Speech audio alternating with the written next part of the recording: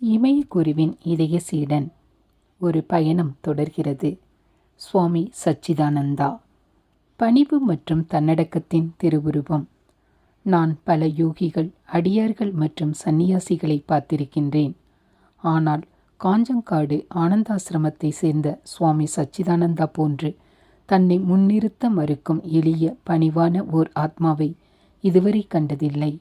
என்னிடம் அவரை பற்றி மிக இனிமையான நினைவுகள் உள்ளன. ஆனால் அவரை பற்றி நான் சொல்வதற்கு முன் ஆனந்தாசிரமத்தை பற்றியும் அதை நிறுவிய பாப்பா ராமதாஸ் பற்றியும் இவர்பால் மிகுந்த பக்தி கொண்ட சீடரான அன்னை கிருஷ்ணாபாய் பற்றியும் சில வார்த்தைகள் கூறுவது நன்று. சுவாமி சச்சிதானந்தா கிருஷ்ணாபாயிடம் மிக நெருக்கமானவர். சுவாமி ராமதாஸ் 1884 கேரளத்தில் பிறந்து விட்டல்ராவ் என்று பெயரிடப்பட்டார்.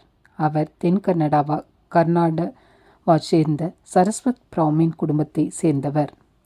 அவர் தந்தை அவருக்கு ஓம் ஸ்ரீராம் ஜெய்ராம் ஜெய் ஜெய்ராம் என்ற மந்திரத்தை உபதேசம் செய்தார். ஏறத்தாழ 1920 அவர் உலகப்பற்றை துறந்து இந்தியாவின் அனைத்து திசைகளிலும் அலைந்து பல மாபெரும் ஆன்மீக குருமார்களான ஸ்ரீ ரமண மகரிஷி மற்றும் ஸ்ரீ அரபிந்தோ போன்றவர்களின் தொடர்பை பெற்றார். ஒரு ஆழ்ந்த வசீகரமானதொரு ஆன்மீக பயணத்திற்கு பின் இறுதியாக அவரின் உண்மையான ஆன்மீகத்தின் மூலத்தை கண்டுகொண்டு தன்னை உணர்ந்த பரவசத்தில் கட்டுண்டு கிடந்தார். 1931 வடகேரளத்தில் உள்ள காஞ்சங்காட்டில் அவரது பக்தர்கள் ஆனந்தாசிரமத்தை நிறுவினர்.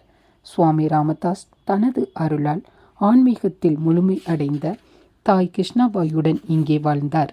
அவர்கள் இருவரும் அப்பகுதி மக்களின் வாழ்க்கை தரத்தை உயர்த்துவதற்காக அயராது உழைத்து ஒரு பள்ளி, இலவச மருத்துவமனை, நெசவாளர்களுக்கான கூட்டுறவு சங்கம் ஆகியவற்றை நிறுவினார்கள்.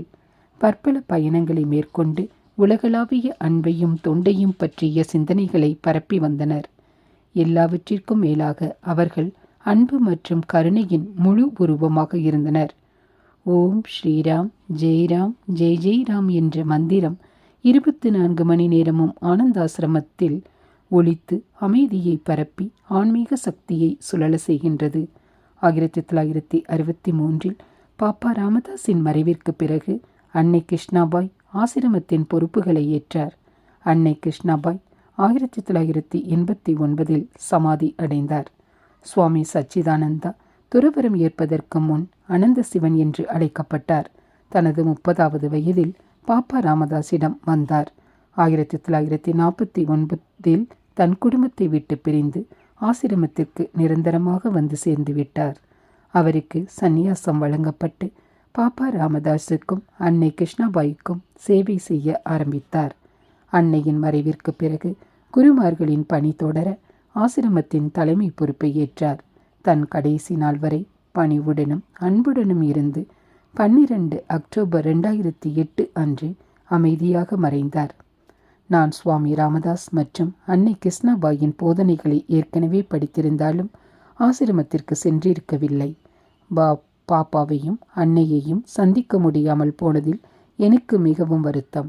பல காலம் கழித்து பாப்பா ராமதாஸின் உடன்பிறப்பின் மகனும் என் இனிய நண்பனும் ஆகிய படுகோன் ராமச்சந்திர ராவ் என்னை ஆனந்தாசிரமத்திற்கு முதல் முறையாக அழைத்து சென்றார்.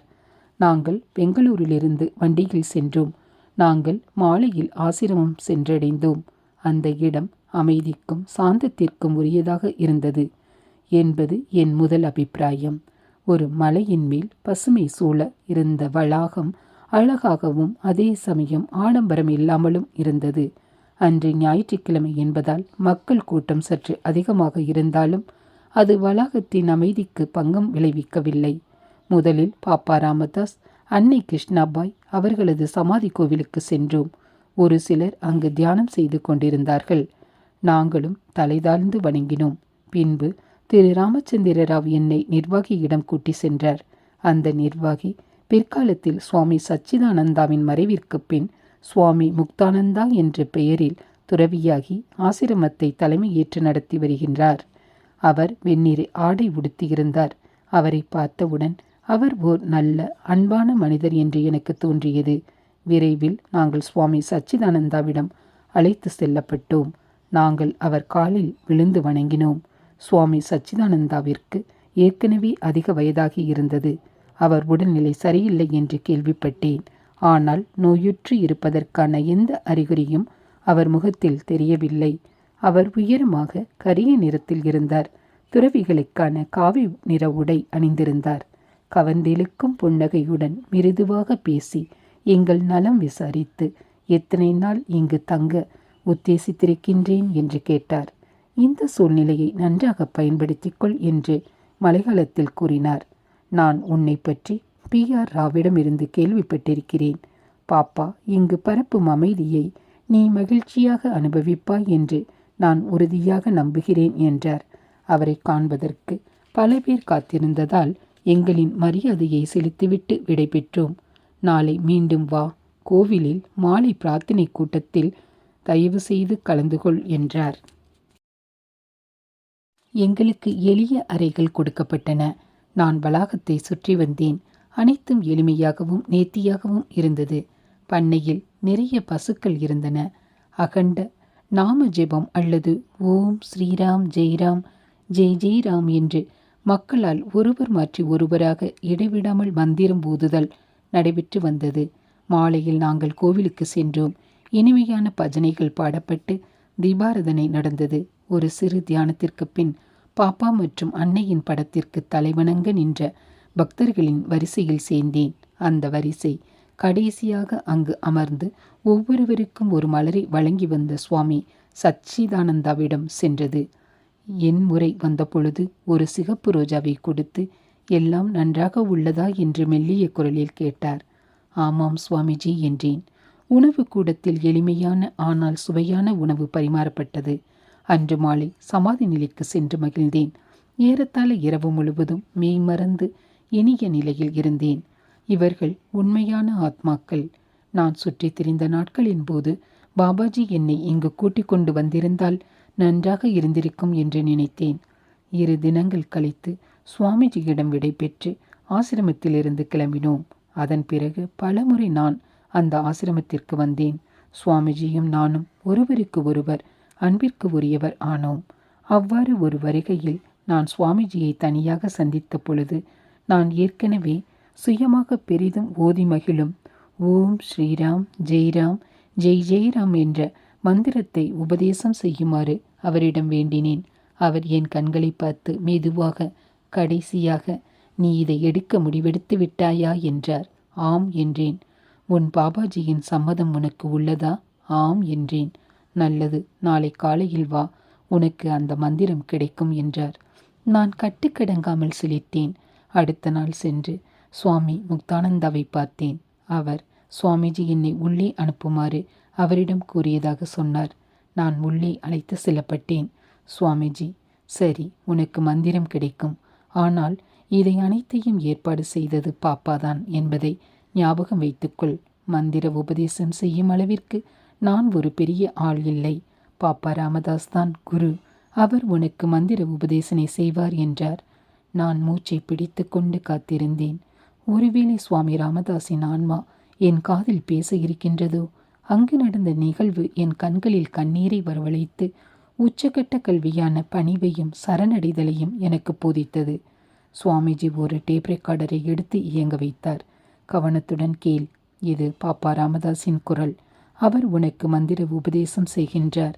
அவர்தான் உன் குரு. நான் அவரின் தாழ்மையான பணியாள் என்றார். பாப்பா ராமதாஸ் ஓம் ஸ்ரீராம் ஜெய்ராம் ஜெய் ஜெய்ராம் என்று மென்மையான குரலில் ஊதினார்.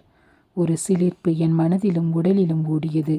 நான் சுத்த பிரஹ்ம பராத்பரராம் என்ற அமுதத்தில் குளித்திருந்தேன்.